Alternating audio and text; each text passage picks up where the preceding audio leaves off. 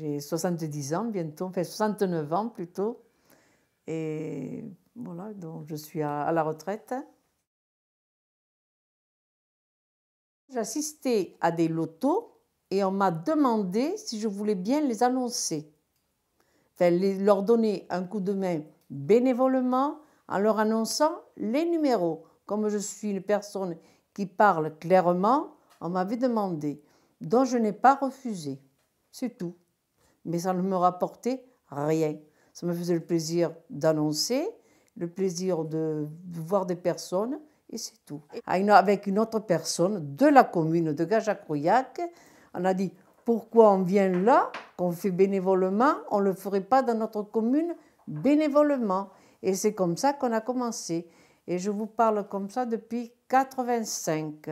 J'ai été condamnée en appel à Bordeaux à 15 000 € et plus, je crois, 528 000 € aux douanes de condamnation définitive. Et en plus de ça, on m'a traité que j'étais plus qu'une voleuse. On m'a dit que c'était pire qu'un vol. Alors, ils ont tout embarqué. D'abord, ils ont pris les cartons comptés, vendus et non vendus. Ils ont pris tous les appareils, c'est-à-dire l'appareil qu'on annonçait, les micros, tout. Ils ont pris le truc pour qu'on sorte les numéros, là, le machin électronique, le boulier. Qu'est-ce qu'ils ont pris d'autre? Ils ont pris la recette, qu'on n'a jamais su ce qu'elle est devenue. J'avais mon petit-fils qui avait 12 ans, et quand il y avait des doubles, vous savez, quand il y a des doubles, il allait les annoncer pour qu'on puisse faire tirer pour celui qui va gagner. On donnait une consolation à un, on donnait le lot à l'autre. Il ne pouvait pas le garder à vue puisqu'ils avaient 12 ans. Il voulait garder à vue son père. Enfin bon, mon fils s'est défendu, il lui a dit, parce qu'il venait le chercher le soir. Il a dit, si vous gardez à vue à moi, vous tombez mal avec moi. Mais enfin bon, ils ne l'ont pas gardé à vue. Après, ils ont gardé à vue un autre gars qui disait, vous savez, la bourriche, qui marquait les noms des gens qui prenaient la bourriche. Ils l'ont mis à garde à vue. Mon mari, avec un bras en bandoulière, parce qu'il est rentré de l'hôpital, il est rentré le samedi, le dimanche, il est venu au loto, il s'est fait embarquer. Et puis moi, ma fille, que j'ai même dit quand on nous a mis comme des chiens, parce que ça, c'est comme des chiens. En plus, après, ils nous ont questionnés. Alors, des fois, je faisais répéter les machins parce que des fois, je ne comprenais pas. Mais après, il m'a dit un dernier, parce que je lui ai dit, bon, maintenant, j'en ai marre de parler, parce que je lui ai dit dire toujours la même chose. Alors, il m'a dit, de toute façon, il m'a dit, vous êtes qu'une merde. Et bien, j'ai dit, merci, monsieur. Je lui ai fait. Alors, il m'a dit, oui, je ferai tout pour mettre dans un trou. J'ai dit, vous savez, monsieur, on y va tous dans un trou. Puis j'ai dit, à partir de maintenant, je ne parle plus. Le mercredi soir, il m'a emmené au tribunal. Il m'a amené donc voir monsieur le juge.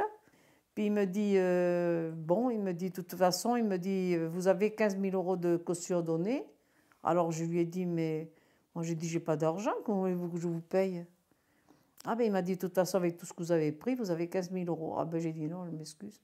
Mais j'ai dit, j'ai rien pris du tout, j'ai pas 15 000 € à vous donner. Et puis voilà, ça en est resté comme ça. Après, on m'a lâché dans la nature à 10 h du soir. Une femme de 63 ans, pas de bagnole, rien du tout. Alors je me suis quand même téléphoné à ma fille et qu'elle vienne me chercher. Donc elle est venue me récupérer. Et bien je me suis dit moi-même, c'est ça la police française, chapeau. Et je me suis dit moi-même, je me le disais moi-même dans la tête. Je disais, j'ai jamais connu ça. Et puis voilà, ça en est resté comme ça. Ils m'ont gardé le mardi et le mercredi, je suis sortie. J'étais tout le temps dans le truc de me dire, j'ai rien fait de mal. Non, je n'ai jamais eu peur de quoi que ce soit.